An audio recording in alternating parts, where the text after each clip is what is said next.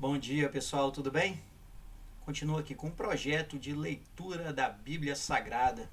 Aproveito a oportunidade para que vocês possam compartilhar essa iniciativa com seus amigos, familiares e conhecidos.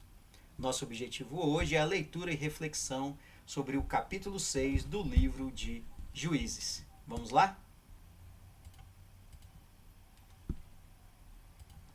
Gideão. O povo de Israel pecou contra Deus, o Senhor, e por isso ele deixou que o povo de Midian os dominasse durante 7 anos. Os israelitas se escondiam dos midianitas em cavernas e em outros lugares seguros nas montanhas, porque os midianitas eram mais fortes do que eles. Todas as vezes que os israelitas semeavam, os midianitas vinham com os amalequitas e os povos do deserto e os atacavam. Acampavam na terra e destruíam as suas colheitas até o sul, perto de Gaza. Não deixavam nada para os israelitas viverem, nem ao menos uma ovelha, uma vaca ou um jumento. Chegavam com o seu gado e as suas barracas e eram tão numerosos como gafanhotos. Eles e os seus camelos eram tantos que nem dava para contar. Vinham para destruir a terra. E o povo de Israel não podia com eles. Então os israelitas pediram socorro a Deus, o Senhor. Quando eles oraram ao Senhor por causa dos midianitas, ele mandou um profeta que lhes disse: Assim diz o Senhor, o Deus de Israel: Eu tirei vocês da escravidão do Egito. Eu os livrei dos egípcios e dos que lutaram contra vocês aqui nesta terra. Expulsei os seus inimigos e dei a vocês a terra deles. Eu disse que sou o Senhor, o Deus de vocês, e que vocês não deviam adorar os deuses dos amorreus, que viviam nesta terra. Mas vocês não quiseram me ouvir. Então, o anjo do Senhor veio e sentou-se debaixo de um carvalho que havia perto do povoado de Ofra. Esse carvalho pertencia a Joás, que era da família de Abiezer. O seu filho, Gideão, estava malhando trigo no tanque de pisar uvas, escondido, para que os midianitas não o encontrassem. Então o anjo do Senhor apareceu a ele e disse: Você é corajoso, e o Senhor está com você.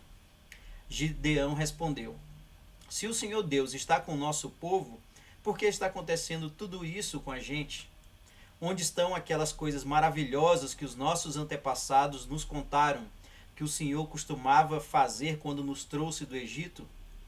Ele nos abandonou e nos entregou aos midianitas. Então o Senhor Deus ordenou a Gideão: Vá com toda a sua força e livre o povo de Israel dos midianitas. Sou eu quem está mandando que você vá. Gideão respondeu: Senhor, como posso libertar Israel? A minha família é a mais pobre da tribo de Manassés, e eu sou a pessoa menos importante da minha família. Mas o Senhor disse: Você pode fazer isso porque eu a ajudarei. Você esmagará todos os midianitas como se eles fossem um só homem. Gideão respondeu: Se tu estás contente comigo, então dá-me uma prova de que és tu mesmo que estás falando. E, por favor, não vás embora até que eu te traga uma oferta. Eu ficarei aqui até você voltar, disse Deus. Então Gideão entrou, cozinhou um cabrito e fez pão sem fermento com mais ou menos 10 quilos de farinha. Pôs a comida numa cesta e pôs o caldo numa panela. Levou tudo e entregou ao anjo do Senhor, que estava debaixo do carvalho. Então o anjo ordenou: Põe a carne e o pão nesta pedra e derrame o caldo em cima. Gideão fez o que ele mandou. Em seguida, o anjo estendeu o bastão que tinha na mão e tocou com a sua ponta a carne e o pão. Então saiu fogo da pedra e queimou a carne e o pão.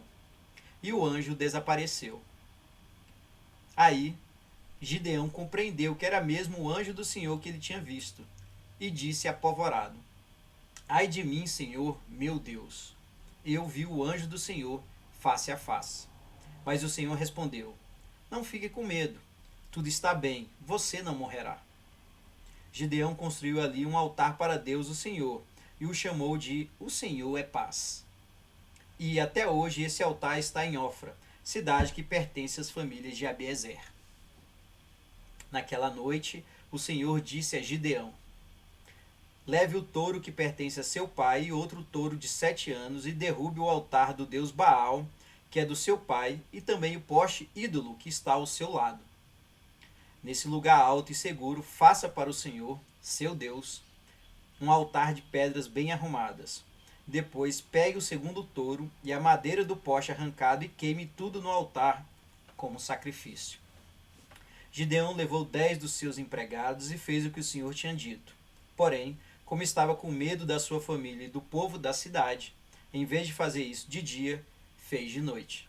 De madrugada, quando os homens da cidade se levantaram, acharam o altar de Baal e o poste ídolo derrubados, e o segundo touro queimado no altar que tinha sido construído ali. E perguntavam: quem será que fez isso? Procuraram saber e descobriram que tinha sido Gideão, filho de Joás. Então disseram a Joás: traga o seu filho aqui para ser morto, porque ele derrubou o altar de Baal e o poste ídolo. Mas Joás disse a todos os que estavam ali reunidos contra ele: vocês estão defendendo Baal? Quem o defender será morto antes do amanhecer. Se Baal é Deus, que ele mesmo se defenda. O altar dele é que foi derrubado. Daquele dia em diante, Gideão passou a ser chamado de Jeru-Baal, pois Joás tinha dito que Baal mesmo se defenda. O altar dele é que foi derrubado. Então todos os midianitas, os amalequitas e os povos do deserto se juntaram e atravessaram o rio Jordão e acamparam no vale de Jezreel. E o Espírito do Senhor dominou Gideão. Ele tocou uma corneta feita de chifre de carneiro, e os homens do grupo de família de Abiezer foram juntar-se a ele. Gideão enviou também mensageiros para chamar os homens das tribos de Manassés, de Aser, de Zebulã e de Naphtali. E eles também foram se juntar a ele. Então Gideão disse: ó Deus, tu disseste que queres me usar para libertar o povo de Israel. Pois bem, vou pôr um pouco de lã no lugar onde malhamos o trigo. Se de manhã o orvalho tiver molhado somente a lã, e o chão em volta dela estiver seco, então poderei ficar certo de que tu realmente me usarás para libertar Israel. O que ele disse aconteceu. Na manhã seguinte, Gideão se levantou, espremeu a lã, e dela saiu água, que deu para encher uma tigela. Então ele pediu a Deus: não fique zangado comigo, mas deixa que eu fale só mais uma vez. Deixa, por favor, que eu faça mais uma prova com a lã. Que desta vez a lã fique seca e que haja orvalho somente no chão em volta dela. E Deus fez isso naquela noite. A lã ficou seca e o chão em volta ficou coberto de orvalho. Muito interessante, então, esse capítulo 6 do livro de Juízes, e mostra aí a figura, né, de Gideão, que vai se tornar juiz do povo israelita. Vejam que durante todo o capítulo, Gideão pede provas de que Deus está com ele. E isso ocorre de várias maneiras, sendo uma delas uma conversa com o anjo do Senhor e a oferta de oferendas para o Deus. Além disso, há a questão da lã em cima de uma pedra e se o orvalho ficaria somente nela ou nas suas redondezas e depois vice-versa, que a lã ficaria seca e as suas redondezas ficariam molhadas. Tudo isso aconteceu para que Gideão tivesse certeza de que Deus estava com ele. Minha reflexão é que sim, às vezes nós não acreditamos que Deus está conosco e pedimos provas. E Deus sempre nos manda essas provas para que tenhamos certeza de que Ele está com a gente. As dificuldades são inúmeras, as batalhas do dia a dia são infindáveis, mas precisamos sim acreditar que o nosso Pai está com a gente, hoje e sempre. Era isso, pessoal. Um grande abraço e até mais.